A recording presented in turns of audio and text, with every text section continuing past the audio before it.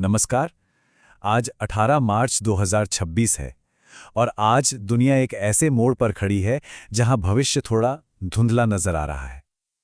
तो आज हम उन ताकतों को समझने की कोशिश करेंगे जो हमारी दुनिया को एक नई शक्ल दे रही हैं। और हमारी आज की पूरी चर्चा का सार इसी एक लाइन में छिपा है। देखिए, जिसे अंधेरी हकीकत कहा जा रहा है, वो कोई एक मुश्किल नहीं है। ये कई जोखिमों का एक संगम है। एक ऐसा जाल जहां लड़ाई, टेक्नोलॉजी और पैसा, ये सब एक दूसरे में उलझकर हालात को और भी ज्यादा बिगाड़ रहे हैं। तो चलिए इसी जाल की परतें खोलते हैं। तो हम एक ऐसी दुनिया को देख रहे हैं जो एक जबरदस्त तनाव से गुजर रही है। पर सवाल ये है कि आखिर ये तनाव आ कहां से रहा है?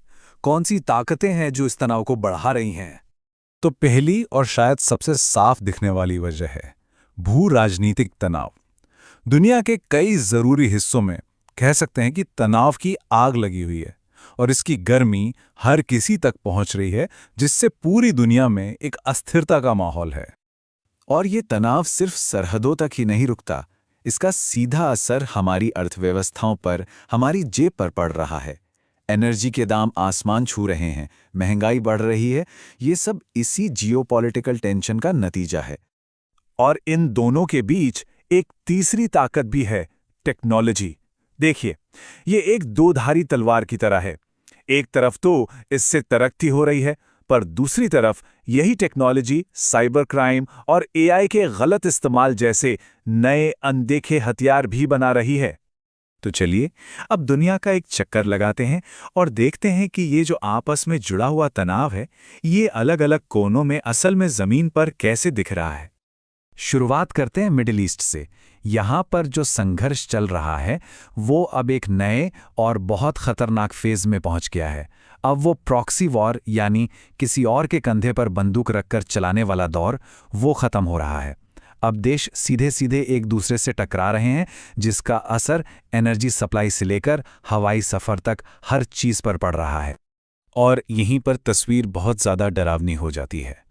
असल में अब फर्क करना मुश्किल हो गया है कि सैन्य ठिकाना कौन सा है और नागरिक इलाका कौन सा।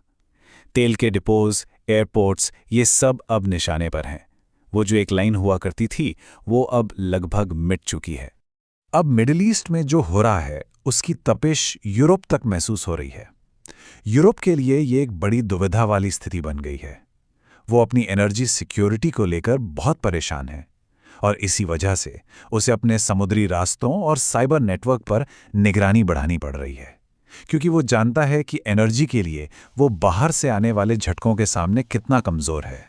वहीं दूसरी तरफ अमेरिका कूटनीति से इस तनाव को संभालने की कोशिश तो कर रहा है, लेकिन एनर्जी मार्केट के जरिए झटके उस तक भी पहुंच रहे हैं।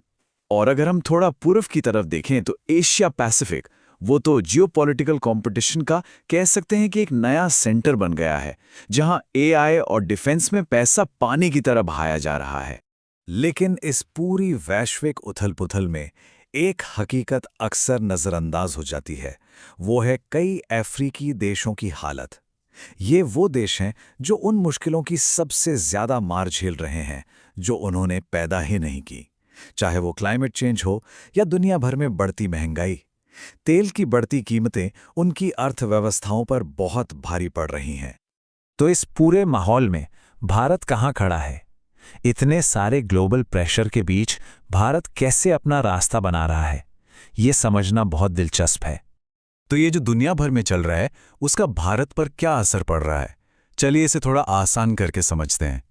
मिडिल ईस्ट में जो टेंशन है, उसका सीधा कनेक्शन हमारे घरों में आने वाली एलपीजी सप्लाई से है।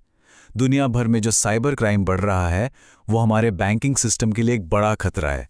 और दुनिया में जो टेक्नोलॉजी की रेस चल रही है, वो भारत को स्पेस और डिजिटल दुनिया में और तेज़ी से आगे बढ़ने के लिए मजबूर कर रही है।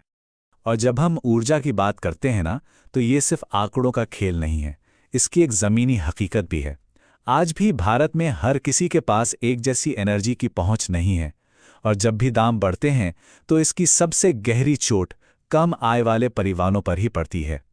अभी तक हमने उन खतरों की बात की जो दिखते हैं, पर अब बात करते हैं उन खतरों की जो अदृश्य हैं, जो दिखाई नहीं देते, लेकिन शायद कहीं ज़्यादा खतरनाक हैं। हम बात कर रहे हैं डिजिटल बैटलफील्ड की। और इसमें सबसे बड़ा नाम है AI से होने वाली धोखाधड़ी। देखिए, ये कोई मामूली साइबर क्राइम नहीं है।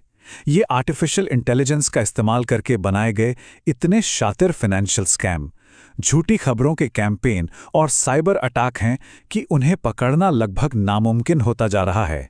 तो फिर इन्हें रोकना इतना मुश्किल क्यों है? जवाब इस तस्वीर में छिपा है। ये एक तरह की दौड़ है।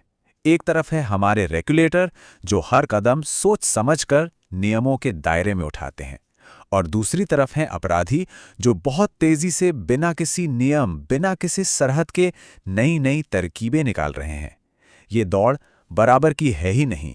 और इसका नतीजा ये है कि जो फाइनेंशियल क्राइम करने वाले नेटवर्क हैं, वो हमारे सिस्टम से ज़्यादा सोफिस्टिकेटेड, ज़्यादा स्मार्ट हो गए हैं। वो डिजिटल दुनिया की कमियों का फ़ायदा उठाकर इस दौड़ में आगे निकल रहे हैं। तो इस पूरी चर्चा से हम क्या समझ सकते हैं? इस नई दुनिया को, इस नई हकीकत को चलाने वाली 3 बड़ी ताकतें कौन सी हैं? चलिए इसे आखिर में समेटते हैं। पहली ताकत है संकटों का संगम।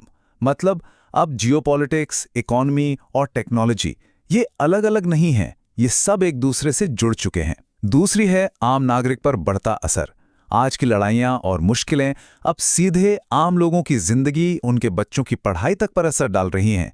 और तीसरी ताकत है अदृश्य खतरों का फैलाव। साइबर क्राइम और AI का गलत इस्तेमाल ये पर्दे के पीछे से काम करते हैं, लेकिन असल दुनिया पर इनका असर बहुत बड़ा है। तो ये सब हमें एक बहुत बड़े सवाल के सामने लाकर खड़ा कर देता है कि इस आपस में जुड़ी हुई दुनिया में क्या हर चीज पर मंडराता ये खतरा, क्या यही हमारा नया नॉर्मल है? इस सवाल के साथ मैं आपको छोड़ जाता हूं। इस पर सोचिएगा जरूर।